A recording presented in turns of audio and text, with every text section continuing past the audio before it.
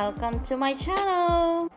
One of the most talked about topic in YouTube is about GCash at kung paano mag-increase ang GCash wallet limit nyo sa 500k. So ito yung topic natin today.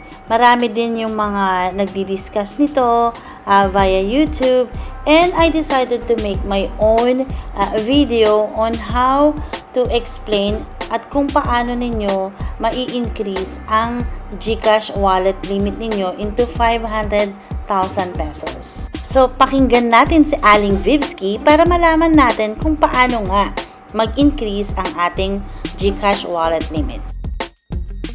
So, narito ang mga steps or procedures kung paano ninyo ito ma-increase.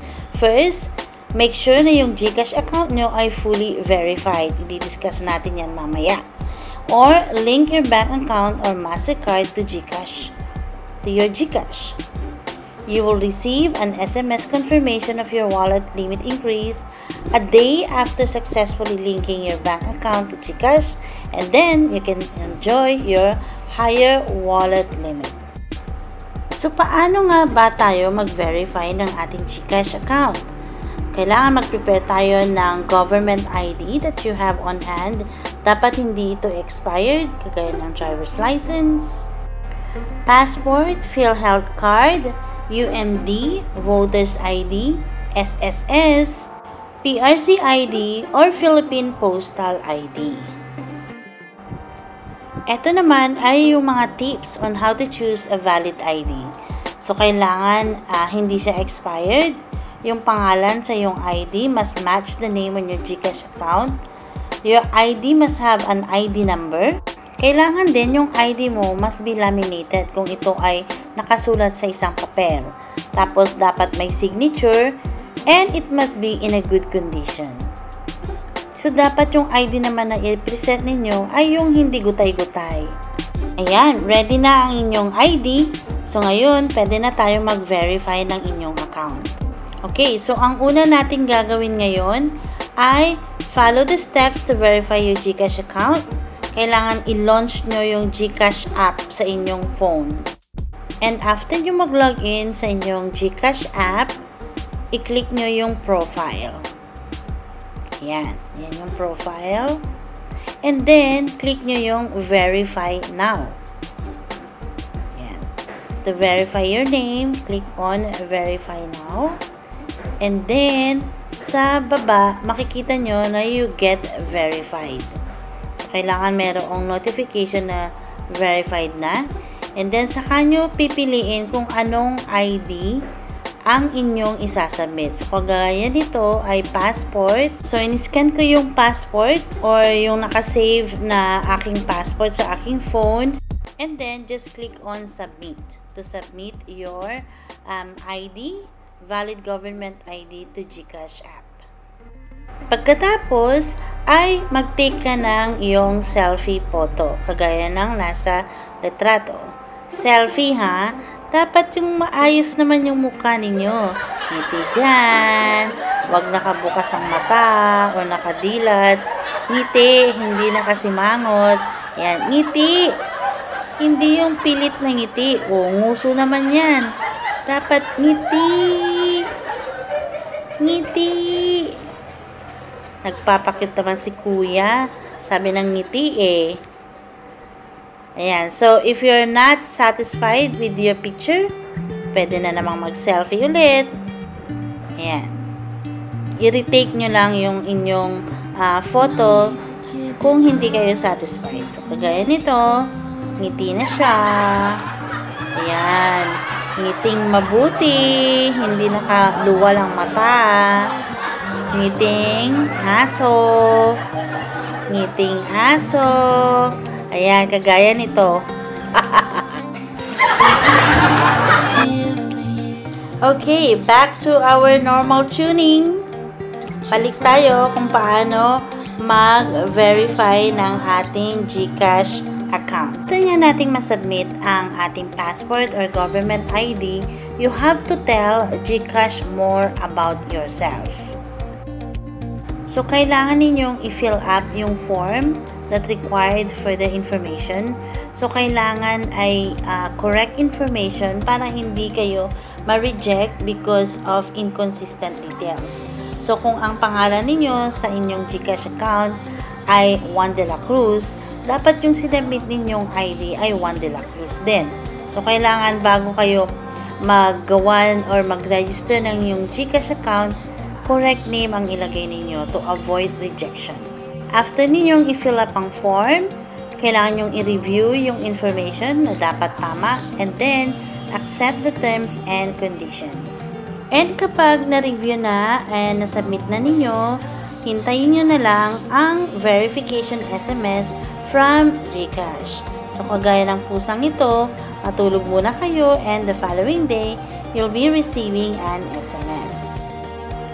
Alright, so na-review na natin ang step-by-step process kung paano ma-verify ang ating GCash account para sa ganun ay makapag-increase ang ating GCash wallet into 500,000 pesos. So, punta naman tayo kung paano mag-link ng GCash account to your bank account. Kasi ito rin yung way para sa ganun ay ma-increase ang inyong GCash wallet into 500,000 pesos. Link ng ating bank account. Kailangan mag-log-on kayo sa app ng GCash and then click the menu on the upper left of the screen and tap on My Link Accounts. Kagaya nung nasa picture dito. Ayan, i-zoom in ko ng konti para makita ninyo. Ayan. So, dito sa My Link Account, yun ang i-click-click ninyo. And then, once it's click, makikita nyo doon kung meron kayong bank account sa Union Bank, BPI, or Pioneer. And many other banks na authorized na ng GCash. Ayan, so kung mayroon kayong BPI account, mag-login lang kayo with the username and password. So, i-select nyo yung BPI logo. So, kagaya ng nasa screen right now. So, I selected BPI and then maglalagin ako sa aking BPI account. Ayan. So, once link is successful, you will be able to add funds from BPI Bank to your GCash wallet. So, parang itatransfer nyo yung pera nyo from BPI to your GCash wallet. Ayan. So, kung gusto nyo mag-cash in using your BPI account, just go to the app ng GCash. Doon sa dashboard, nandun na yung BPI logo. And pag i-click nyo yun, pwede na kayong mag-top up ng amount from your BPI account to your GCash account. So, the same procedure din kung ang inyong bangko ay Union Bank or Pioneer or any other bank accounts that are authorized by GCash. Ganun din yung steps na gagawin ninyo para mag-link and then pwede na kayong mag-top up ng pera from your bank account to your GCash account. Okay, after verification and after linking your bank account, makaka-receive ka na ng SMS from GCash na na-increase na yung wallet limit nyo to 500,000. So, meron kang marireceive na SMS kagaya ng nandito. And then, when you log in to your GCash account, merong nakalagay doon na congratulations, your GCash wallet just got better. So, meron ka ng GCash wallet limit from 100,000 pesos to 500,000 pesos, cash in and receive from 100,000 pesos to 500,000 pesos. Cash out will always be 100,000 pesos a day. O diba, napakadali lang ang ways on how you will increase your GCash wallet limit into 500,000 pesos. Sabi nga ni Aling Vivski, basta i-follow nyo lang ang instructions, ay siguradong matututunan ninyo kung paano mag-increase ng iyong GCash account wallet limit into 500,000 pesos. Ayan, a little trivia lang mga ka-Vivski. So, paano ba ini-explain or paano yung information about GCash profile? So, every profile ng GCash ay mayroong mga wallet limit or incoming limit or outgoing limit. So, dito sa presentation na to, for GCash profile, kapag ikaw ay basic GCash profiler, ang iyong wallet limit will be kept at about 50,000 pesos. Pero kapag fully verified ka, 100,000 pesos. And if you are GCash Plus or Enterprise, it's 500,000 pesos. Yun yung may link sa inyong bangko. And if you are a platinum member of GCash, which we will be discussing in our next video, so comment down below if you are interested. Pag-uusapan natin kung paano maging platinum GCash profiler kayo. Okay? Then, incoming limit is 10,000 kapag basic, 100,000 kapag fully verified, and if you are a GCash Plus profiler, 500,000 pesos, and platinum will be 1 million pesos. Same with the outgoing limit. Kapag daily, and you're just holding a basic GCash profile, then no outgoing limit, but monthly will be 10,000 pesos.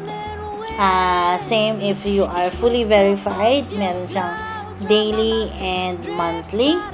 And then GCash Enterprise, 100,000 pesos for daily and no outgoing limit for monthly.